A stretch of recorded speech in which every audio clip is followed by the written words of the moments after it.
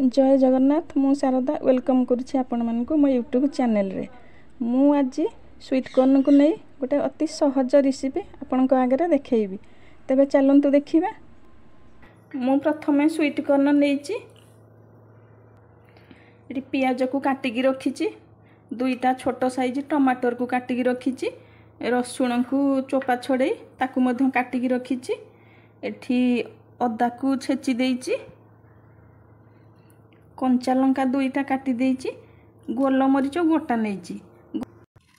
एबे मु गोल मरीच को नै पाउडर बनै देबी। हम गोल मरीच पाउडर अपेक्षा गोटा पाउडर करबा बहुत टेस्टी। वर्तमान मु गैस रो फ्लेम को ऑन करूछि। एबे कड़ाई बसै नउछि,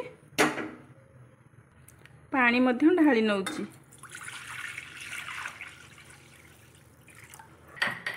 स्वीट कॉर्न बॉयल हैला परिका सेई क्वांटिटी रो मु पानी नेछि। पानी तो बॉयल हे सारलानी। मु एबे स्वीट कॉर्न को मु लूण सेथिरे टिके देई दउछि, कारण लूण पड़ले हमर स्वीट कॉर्न शीघ्र सॉफ्ट हबो। आपण जदि चाहिबे किछि समय पय कवर करनेबे। आमर तोटा आजिर मार्केट रो फ्रेश स्वीट कॉर्न ता आसीछि, प्राय कवर करिबा पय पडुनी। देखि पारचंती दर्शक बंधु, एबे हमर स्वीट कॉर्न ऑलरेडी सिझी गलानी। एबे मु ताको छाणी नेबी। स्वीट कॉर्न सॉफ्ट हवा भितरे मु गोल मरीच को पाउडर कर देछि। मु तीखा लाल रो चिली पाउडर नेछि, टमाटो केचप मध्य नै रखिछि।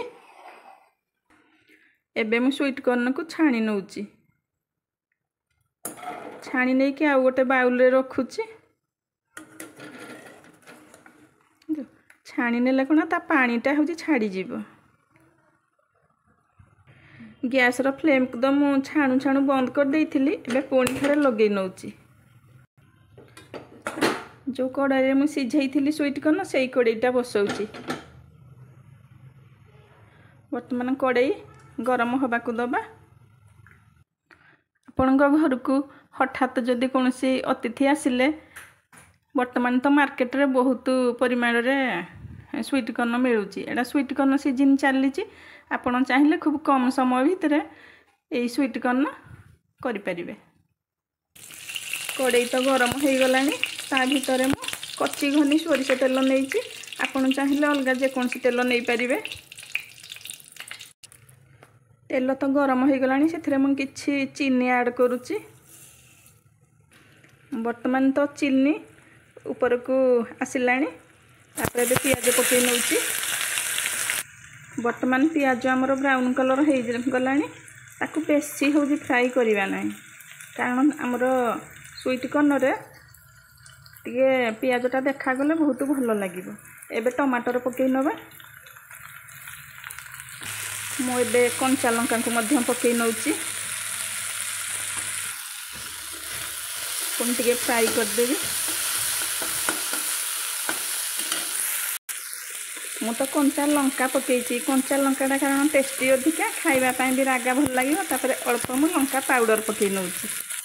अल्प किछि हळदी पाउडर पके नेली। देखि पारचंती आज्ञा तार फ्लेवर केते सुंदर देखा जाउछि। मत तो उको मो नाक को गैस गला भरी मत टे कास लागिला। वर्तमान मु अदा को काटी की रखिथिबा पके नउछि। रसुण को मध्य पके नउछि। आपणक रुचि, आपण जदि चाहिबे रसुण पके पारिबे, न चाहिले भी रसुण पके न पारले भी चलिबो। वर्तमान पियाज आइटम रेडी हे गला। एबे मु स्वीट कॉर्न को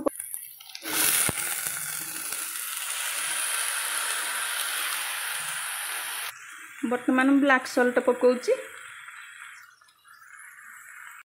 एठी टाटा सॉल्ट मध्य हाफ टी स्पून फुल पकेली। ए सब करला बेले आपण गैस को लो फ्लेम रे रखिबे।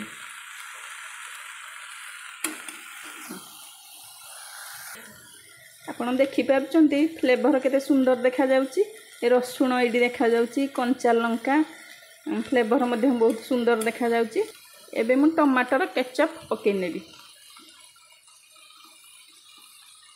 टिके क्वांटिटी अधिका पकेले तार ग्रेवीटा बहुत सुंदर देखा जीव।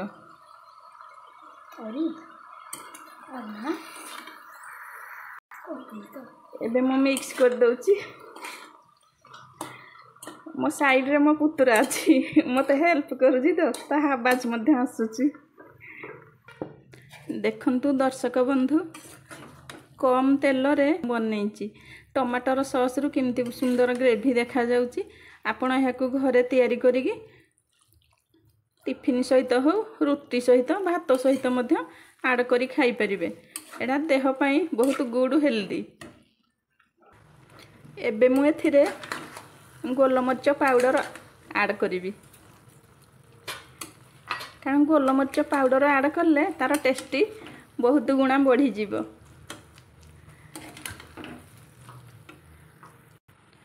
देखंतु दर्शक बंधु मो पुतुरा